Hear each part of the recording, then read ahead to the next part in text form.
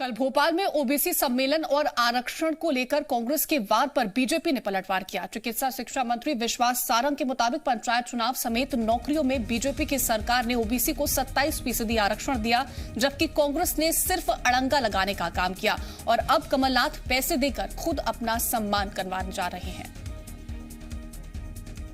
को आरक्षण देने की बात तो हमने की, पंचायत चुनाव में हमने आरक्षण दिया था और इन्होंने कोर्ट में जाकर उस पर रोक लगवा दी। तो कमलनाथ को यदि वो सम्मान करवा रहे हैं, खुद के पैसा देकर माला खरीदकर डलवा रहे हैं अपने गले में, तो ये भी बता दें कि उन्होंने ओबीसी वर्ग के आरक्षण के खिलाफ कोर्ट में क्यों गए, उनके नेताओं ने जाकर इस पर स्टे क्यों लिया, ये भी वो बता दें। तो तमाम जानकारियों के साथ आकाश हमारे संवाददाता जुड़ रहे हैं। आकाश, कोशिशें पुरजोर की जा रही हैं। एक तरफ बीजेपी की तरफ से कोशिश की जा रही है कि दलितों को कैसे साधा जाए, और दूसरी तरफ वहीं कांग्रेस कोशिश कर रही है कि ओबीसी को किस तरह से यह बताया जाए कि वो ओबीसी हितैषी हैं।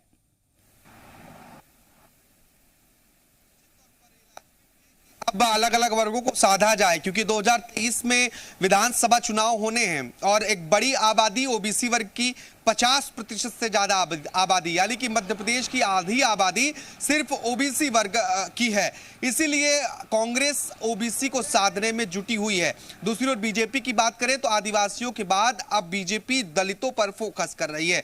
दरअसल कल एक बड़ा सम्मेलन ओबीसी वर्ग के अलग अलग समाज के जो ओबीसी संगठन हैं वो आयोजित करने जा रहे हैं और इसमें पूर्व मुख्यमंत्री और पीसीसी चीफ कमलनाथ शामिल होंगे, जिसमें यह कहा जा रहा है कि ओबीसी वर्ग के हितों के लिए कमलनाथ ने काम किया, इसलिए ओबीसी वर्ग के लोग कमलनाथ का सम्मान करने जा रहे हैं। दरअसल ओबीसी आरक्षण का मुद्दा मध्य प्रदेश में कीर्ति लंबे समय से चला आ रहा है और 27% आरक्षण को लेकर कई बार विवाद की स्थिति बनी, सियासत लगातार होती रही। ऐसे में अब कांग्रेस की कोशिश है कमलनाथ को उस छवि के रूप में प्रस्तुत किया जाए कि कमलनाथ ओबीसी के हितैषी रहे हैं, उनकी हितों की रक्षा करने वाले रहे हैं।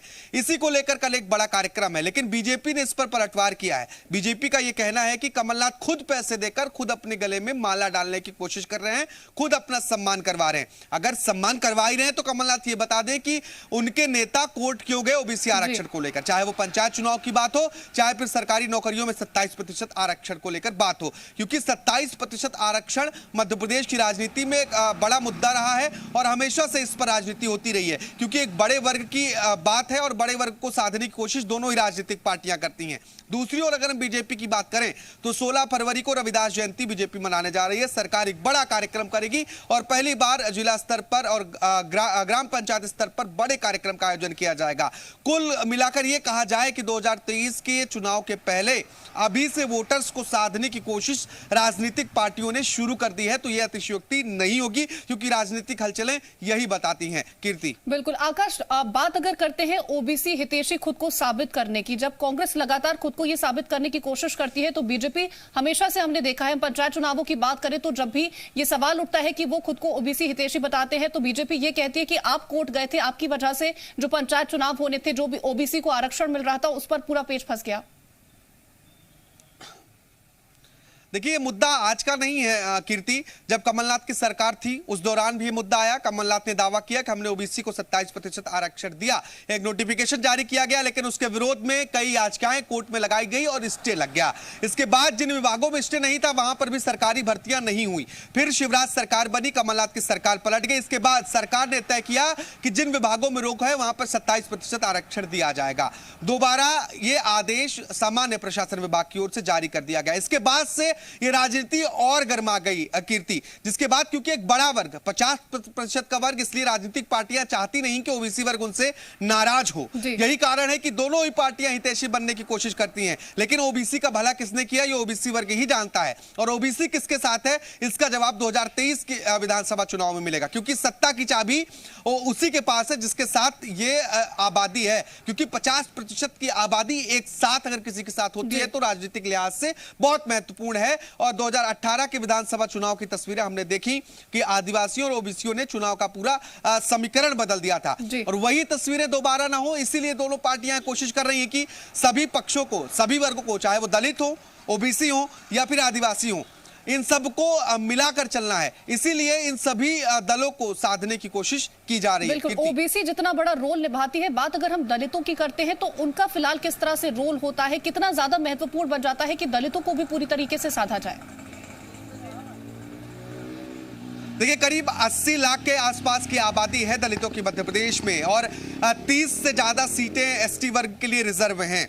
ऐसे में राजनीतिक समीकरण जो है वो ये बताते हैं कि पिछले साल के चुनाव के जो आंकड़े थे वो राजनीतिक पार्टियों के लिहाज से दलित वर्गों के लिए के हिसाब से ठीक नहीं थे, और यही कारण है कि इस बार सरकार एक बड़ा कार्यक्रम का आयोजन करने जा रही है, क्योंकि 80 लाख की आबादी है, राजनीति में महत्वपूर्ण योगदान है और 35 सीटें करीब हैं जो रिजर्व हैं एसटी वर्ग के लिए। तो उन सीटों पर भी दोनों ही पार्टियों को ध्यान देना है। ऐसे में आने वाले वक्त में यानी कि 16 फरवरी को परसों संत रविदास की जयंती है, इस मौके पर सरकार भी बड़ा कार्यक्रम कर रही है, विपक्ष की ओर से यानी कांग्रेस की ओर से भी कार्यक्रम का आयोजन किया जा रहा है। संत रविदास जयंती के आयोजन पर मध्य प्रदेश सरकार जिला स्तर से लेकर ग्राम पंचायत स्तर तक बड़ा कार्यक्रम करने की तैयारी में है। तो पूर्व मुख्यमंत्री कमलनाथ भी जनसभा को संबोधित करने वाले हैं, क्योंकि अब कोई भी मौका दोनों ही राजनीतिक पार्टियां नहीं छोड़ने वाले, क्योंकि वक्त बहुत कम है और 2023 का विधानसभा चुनाव बहुत महत्वपूर्ण है, क्योंकि सत्ता का सेमीफाइनल जो उपचुनाव था उसमें जो रिजल्ट आए वो दोनों ही पार्टियों के लिए बहुत अच्छे साबित नहीं हो, क्योंकि एक